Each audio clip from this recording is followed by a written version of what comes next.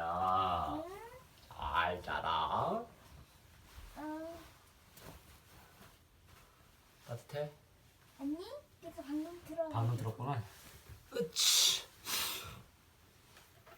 오늘 하루도 대단히 수고가 많았어. 아빠 폭신폭신.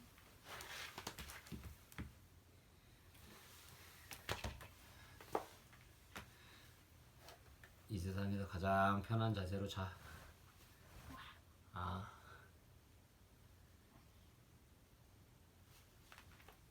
공기, 풍이와 비밀 산책. 상상력 자극, 과학 이야기. 나한테는 아주 특별한 친구가 있어. 내가 기분이 안 좋을 때, 심심할 때, 답답할 때 언제나 함께하는 친구야. 그게 누구냐고? 바로 풍이와 친구들. 알록달록 예쁜 풍선들이지. 내 친구들은 내가 원할 때는 언제나 내 곁에 있어줘. 우리는 가끔 하늘로 산책도 나가. 하늘로 올라가는 기분은 정말 최고야. 어떻게 하늘로 올라가냐고? 방법은 간단해. 뜨거운 태양 아래 가만히 누워 기다리기만 하면 돼. 그러면 풍선 안의 공기가 뜨끈뜨끈하게 데워지거든. 데워진 공기는 풍선을 한껏 부풀게 해. 엄청나게 부풀고 부풀고 부풀다 보면 하늘로 둥실 떠오르지. 아, 드디어 떠올랐어. 이제 하늘 산책 시작이야. 야호! 호기심 자극. 풍선 속 공기가 데워지면 왜 떠오를까요? 오늘은 햇빛이 강렬하더니 풍이가 평소보다 훨씬 더 커졌네. 하하하. 오늘은 더 높이 올라갈 수 있겠다. 잠깐만. 까마귀야, 그러면 안 돼. 풍이가 터질지도 모른다고. 호기심 자극. 풍선이 터지면 풍선 안의 공기는 어떻게 될까요? 으악, 안 돼. 풍이가 터져버렸어. 푸식, 푸식, 푸식, 푸식, 푸식, 푸식, 푸식, 푸식. 구멍난 풍이에게서 공기가 빠져나오고 있어. 으악, 으악. 공기가 다 빠져버렸어. 으악, 떨어진다. 휴, 다른 풍선 친구들이 받아주었어. 정말 다행이야. 우리만의 특별한 산책, 정말 신나지? 다음에 또 같이 산책하러 가자. 호기심 가득 과학 원리. 풍이는 정말 특별한 친구야. 그런데 난 누구냐고? 나는 공기야. 풍이 안에 있었고 지금 네 곁에도 있지. 내가 있는지 잘 모르겠다고? 네가 그렇게 생각하는 게 당연해. 나는 색깔도 맛도 냄새도 없으니까. 나에게서 고약한 냄새가 난다면 주변의 누군가를 의심해 봐야 할 거야. 공기는 네 주변 어디에나 있어. 볼 순 없지만 느낄 수 있을 거야. 먼저 풍선을 한 개 준비해서 있는 힘껏 크게 불어봐. 공기를 가득 집어넣는 거지. 자, 이제 막았던 풍선 입구를 놓아봐. 내가 움직이는 게 느껴질 거야. 시원하지? 꼭 바람 같다고? 와, 어떻게 알았어? 공기가 움직이는 게 바람이거든. 풍이가 하늘로 떠올랐던 것 기억하지? 풍이 안에 가득 찬 공기가 데워졌기 때문이야. 공기는 데워지면 가벼워져. 해가 뜨고 지면서 공기는 데워지기도 하고 반대로 식기도 하지. 풍선 안에 공기가 들어있어. 풍선 안에 공기가 데워지면 풍선이 커져. 공기가 데워질수록 풍선은 더 커지고 풍선 안의 공기는 듬성듬성해져. 풍선 안에 갇혀 있어서 개수는 같아. 풍선 안의 공기가 듬성듬성해질수록 풍선은 가벼워지고 떠오르게 되지. 데워지고 식으면서 공기는 가벼워졌다, 무거워졌다 해. 그러면 공기는 가만히 있지 않고 움직이는데 그게 바로 바람이야. 어디선가 바람이 불어올 때 공기가 움직이고 있다는 것만 기억해 줘. 그러면 언젠가 풍이가 너를 찾아갈지도 몰라. 교과 속 과학 깨치기 1. 공기 속에는 산소만 있나요? 공기는 여러 가지 기체로 이루어져 있어요. 그 중에 우리가 숨 쉬는데 필요한 산소도 들어있지요. 산소가 제일 많을 것 같지만 실은 질소가 가장 많아요. 여러 가지 기체는 공기 중에 섞여 있답니다. 질소, 공기를 이루는 기체, 질소, 산소, 아르곤, 이산화탄소, 기타. 산소, 숨을 쉴 때 공기를 들이마시면 공기 속의 산소를 얻지요. 산소는 사람을 비롯한 모든 생물이 살아가는데 꼭 필요한 기체예요. 질소, 공기 속에 가장 많이 들어있는 기체예요. 과자 봉지에 질소를 넣으면 과자가 부서지지 않아요. 질소는 식품을 신선하게 보존하는 데도 쓰여요. 이산화탄소, 냄새나 맛, 색깔이 없고 동물이 숨을 내쉴 때 나오는 기체예요. 식품을 차갑게 유지하는 데 도움을 주는 드라이아이스는 이산화탄소를 얼려서 만들어요. 교과 속 과학 깨치기 2. 공기도 무게가 있을까요? 색깔도 냄새도 맛도 없는 공기지만 무게는 있어요. 양팔 저울에 공기를 가득 넣은 풍선과 넣지 않은 풍선을 매달아 보아요. 공기를 가득 넣은 풍선 쪽으로 저울이 기울지요. 공기도 무게가 있기 때문이에요. 기압. 공기도 무게가 있기 때문에 누르는 힘이 있어요. 공기가 많으면 누르는 힘도 커지지요. 공기가 누르는 힘을 기압이라고 해요. 고기압과 저기압. 주변보다 공기가 많아서 무거우면 고기압, 반대로 공기가 적어서 가벼우면 저기압이라고 해요. 공기는 고기압에서 저기압 쪽으로 움직여요. 일기예보를 보면 바람의 방향이나 세기를 알 수 있어요. 강풍. 공기의 움직임이 작으면 약한 바람, 움직임이 크면 센 바람이라 크면 센 바람이 불어요. 공기가 1초에 14m 이상 빠르게 움직이면 강풍이라고 불러요. 바람이 세면 나무가 부러지거나 간판이 떨어지기도 해요. 태풍. 물의 온도가 27도 이상인 바다에서 주로 생기는 열대 저기압이에요. 데워진 바닷물이 엄청나게 많이 증발하며 큰 구름이 만들어지지요. 그래서 아주 강한 바람이 불고 폭우가 쏟아져요. 열대 저기압은 발생한 지역에 따라 태풍, 허리케인, 사이클론으로 불러요.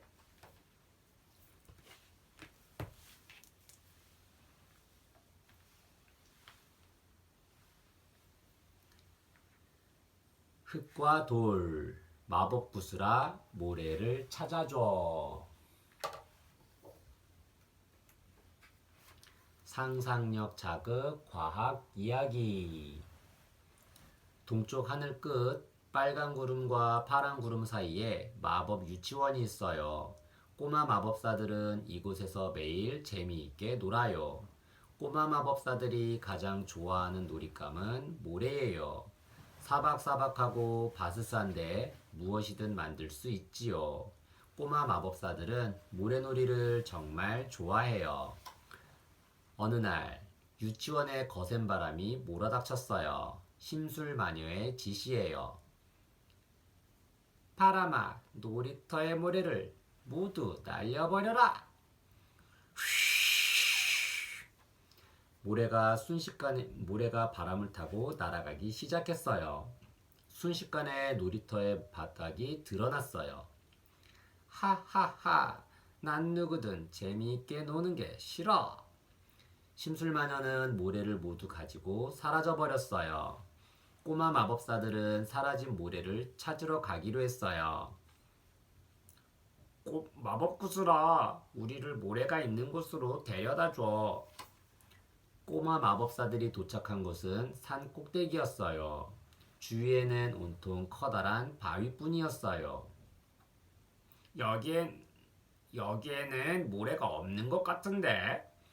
장난꾸러기 꼬마 마법사가 바위 위를 뛰어다니며 말했어요. 바위를 가져다가 놀이터를 만들면 어때? 바위로 놀이터를? 꼬마 마법사들은 고민에 빠졌어요. 우르릉 쾅! 무언가 커다란 것이 떨어지는 소리가 났어요. 꼬마 마법사들은 소리가 난 쪽으로 얼른 달려갔어요. 얘들아, 바위가 떨어져서 깨졌어. 절벽 아래에 커다란 바위가 쪼개져 있었어요. 이렇게 커다란 바위가 부서지다니. 이것 봐, 여기 모래가 있어. 부서진 바위 사이에 작은 돌과 모래가 흩어져 있었어요. 호기심 자극. 커다란 바위가 부서져서 어떻게 되었나요? 그랬구나. 이래서 구슬이 우리를 여기로 보낸 거야. 소리가 말했어요. 바위가 깨지니까 이렇게 모래가 생기잖아. 그럼 바위를 깨뜨리면 모래를 만들 수 있는 거네. 꼬마 마법사들은 신이 났어요. 수리수리 바위들아 떨어져라.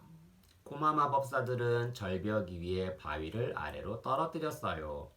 떨어진 바위는 엄청나게 큰 소리가 나면서 쪼개졌어요. 쾅, 쾅, 쾅쾅. 꼬마 마법사들은 신나게 바위를 깨뜨렸어요. 바위를 잘게 부숴 모래를 잔뜩 만들기로 했어요. 그때 갑자기 소나기가 쏟아졌어요. 조용히 흐르던 물이 콸콸 소리를 내며 흘러내렸어요. 꼬마 마법사들이 모래만큼 좋아하는 게 물이에요. 얼른 잠수부로 변신해서 퐁당퐁당 물로 뛰어들었지요. 꼬마 마법사들은 강물을 따라 흘러갔어요. 우와, 물살이 정말 세다. 돌도 떠내려가. 돌과 모래가 물살에 흘러가기도 하고 부서지기도 했어요. 호기심 자극. 물살에 흘러가는 돌은 어떻게 될까요? 한참을 신나게 흘러가다 보니 점점 물살이 느려지기 시작했어요. 동글동글한 돌들이 있는 강 하류였지요. 우와, 예쁘다. 얘들아, 정말 동그란 돌이야. 꼬마 마법사들은 모래를 찾는 것도 잊은 채 한참을 놀았어요. 얘들아, 저길 봐. 모래가 있어. 한참 더 아래쪽에 모래가 잔뜩 있어요. 드디어 찾았다. 꼬마 마법사들은 기뻐서 방방 뛰었어요. 얼른 마법 주머니에 담아서 유치원으로 돌아가자. 그러자 지니가 말했어요. 그러지 말고 여기서 더 놀자. 그래, 조금만 더 놀다가 가자. 꼬마 마법사들은 모래성을 쌓고 두꺼비 집을 만들었어요. 꼬마 마법사들은 어느 때보다 신나는 하루를 보냈답니다. 호기심 가득 과학 원리. 안녕, 나는 꼬마 마법사들과 함께 놀던 돌이야. 꼬마 마법사들이 모래를 찾아다니다가 강가에서 나를 만난 것 기억하지? 내가 어떻게 강가에 있게 되었는지 아니? 천만 년쯤 전에 나는 커다란 바위였어. 사람들이 누워 쉴 수 있을 정도로 큰 바위였지. 길고 긴 시간이 흐르는 동안 나는 작은 나무 씨앗이 뿌리를 내려 갈라지거나 틈에 스며든 물이 얼었다 녹기를 반복해 약해지고 때로는 굴러 떨어져 깨지기도 했어. 물을 따라 흐르면서 돌끼리 부딪혀서 작게 쪼개지고 물을 따라 구르면서 뾰족한 곳이 둥그레지기도 해. 물가에서 크고 작은 동그란 돌이 많이 보이는 건 그 때문이야. 당연히 금방 그렇게 되지는 않아. 셀 수 없이 많은 시간이 필요하지. 내가 이렇게 동글동글한 자갈이 되기까지 백밤, 천밤, 네가 상상할 수 없을 정도로 수많은 밤이 지난 거야. 꼬마 마법사들이 나를 깨뜨리지 않더라도 앞으로 또 긴 시간이 지나면 언젠가 더 작은 돌이나 고운 모래가 되어 있겠지. 그러면 나도 꼬마 마법사들의 놀이터에 갈 수 있을 거야. 교과 속 과학 깨치기 1. 물로 암석을 쪼갤 수 있다고요? 엄청나게 큰 암석도 틈으로 스며든 물이 얼었다 녹았다 반복하다 보면 점점 틈이 벌어져 결국 쪼개져요. 아주 오랜 시간이 걸리는 일이지요. 암석은 물에 의한 풍화작용 말고도 여러 가지 이유로 계속 부서지고 있어요. 풍화작용. 제자리에 가만히 있는 암석이 부서지는 과정을 풍화작용이라고 불러요. 암석이 깎여요. 암석은 침식작용으로 부서지기도 해요. 암석이 바람, 얼음, 파도 등의 힘에 서서히 깎이지요. 그러다가 암석의 구멍이 뚫리기도 해요. 암석이 쪼개지고 갈라져요. 식물의 뿌리 때문에 암석에 풍화작용이 일어나기도 해요. 식물의 뿌리가 암석의 틈을 따라 자라날수록 틈이 더 벌어져요. 결국 암석이 쪼개지고 갈라지다가 부서지지요. 암석이 녹아요. 암석은 화학적 풍화작용으로 부서지기도 해요. 암석이 비나 눈, 공기와 만나면서 여러 가지 화학적 변화가 일어나 암석이 녹거나 부서져요. 암석이 벗겨져요. 땅 속에 있는 암석은 땅이 누르는 힘을 받고 있어요. 여러 가지 이유로 암석이 땅 밖으로 나오면 더 이상 땅이 누르는 힘을 받지 않아요. 그러면 암석이 양파 껍질처럼 벗겨지며 서서히 부서지기도 해요. 교과 속 과학 깨치기 2. 바위는 어디에서 온 걸까요? 지표를 구성하는 암석이 쪼개져서 바위가 되고 돌멩이, 모래가 됩니다. 반대로 돌멩이, 모래, 진흙이 쌓여 암석이 되기도 하지요. 무엇이 쌓여 굳어졌는지에 따라 암석의 종류도 다르답니다. 퇴적 작용. 물이나 바람 때문에 부서진 암석이 한 곳에 쌓이는 것을 퇴적 작용이라고 해요. 이렇게 쌓여 만들어진 암석이 퇴적암이에요. 진흙이 쌓여 굳어진 돌, 이암. 이암은 진흙과 같이 작은 알갱이가 쌓여서 굳어진 암석이에요. 맨 눈으로 알갱이를 찾기 어렵고 만지면 무척 부드러워요. 굵은 자갈이 섞여 굳어진 돌, 여감. 여감은 자갈이 섞인 상태로 쌓여 굳어진 암석이에요. 군데군데 박힌 자갈을 볼 수 있어요. 동물의 일부가 쌓여 굳어진 돌, 석회암. 산호초나 조개 같은 생물이 쌓여 굳어진 암석이에요. 밝은 색을 띠고 물에 잘 녹아요. 석회암이 많은 곳에서는 석회암이 녹아 동굴이 생기기도 해요. 모래가 쌓여 굳어진 돌, 사암.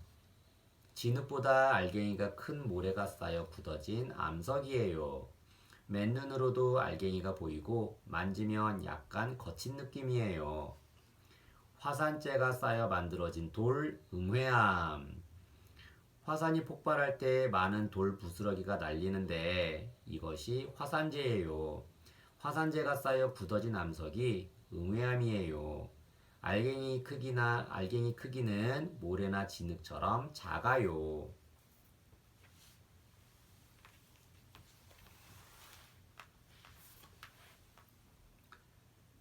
화석. 뼈야, 돌이야, 공룡이라고? 상상력 자극, 과학 이야기. 우리 동네에 엄청 큰 공룡 화석 전시관이 생겼어요. 공룡 박사 동룡이와 찬이, 진아는 공룡 화석을 보러 전시관으로 갔어요. 오, 재미있겠다. 동룡이가 어깨를 으쓱하며 말했어요.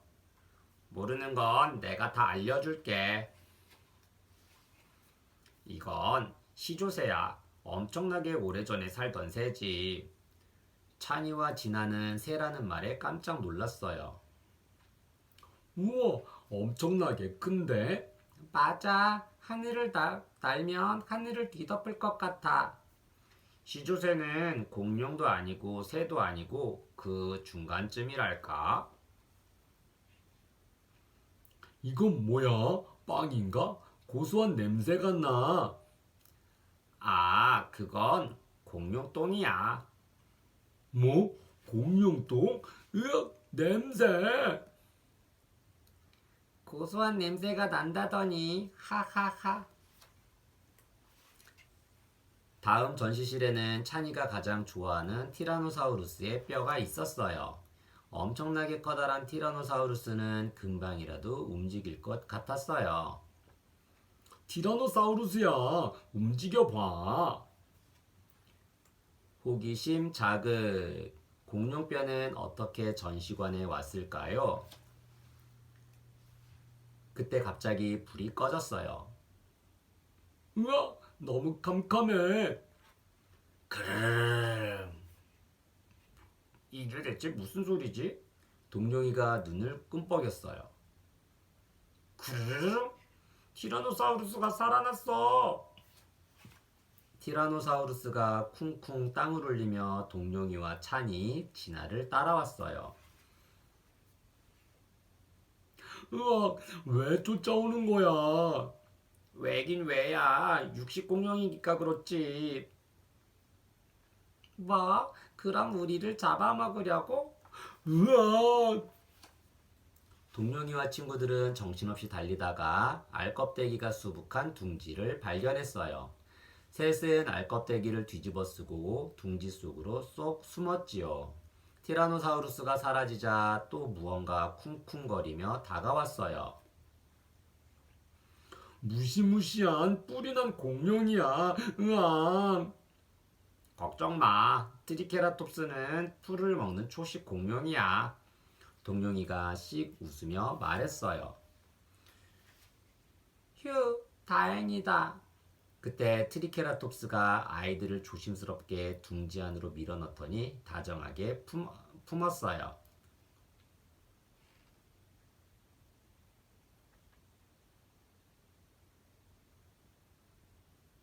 우리가 자기 새끼인 줄 아는 것 같아. 그때 동룡이가 반대편 숲풀 속에 있는 트리케라톱스 새끼들을 발견했어요. 새끼들이 있는 곳을 알려주자. 동룡이와 친구들은 재빨리 둥지를 벗어났어요. 그리고 트리케라톱스의 새끼들이 있는 쪽으로 뛰었지요. 쿵쾅쿵쾅 쫓아오던 트리케라톱스는 숲에 있는 새끼들을 발견했어요. 크앙! 숨 돌릴 틈도 없이 티라노사우루스가 다시 나타났어요. 으악! 티라노사우루스다! 그러자 지켜보던 트리케라톱스가 쿵쿵거리며 다가와 아이들을 꼬리에 태웠어요. 그러고는 하늘로 날려버렸지요. 와! 아이들은 어딘가로 빨려 들어갔어요. 쿵! 아이들이 엉덩방아를 찧으며 떨어졌어요. 아니, 여기가 어디지? 아이들은 어리둥절해서 서로 얼굴만 바라보았어요. 괜찮니? 여기서 뛰어다니면 안 되지. 얼른 다른 공룡 화석들도 더 구경해보렴. 전시관 아저씨는 싱긋 웃으며 말했어요. 호기심 가득 과학 원리. 안녕, 나는 공룡 화석 전시관 아저씨야. 하하하, 우리 전시관 정말 특별하지? 공룡이 살아 움직이다니 말이야. 사실 티라노사우루스의 뼈는 화석이라서 다시 살아 움직일 수 없어. 화석은 돌에 가깝거든. 동물이나 식물이 흙과 함께 쌓여 굳어서 썩어 없어지지 않고 남아있는 게 바로 화석이야.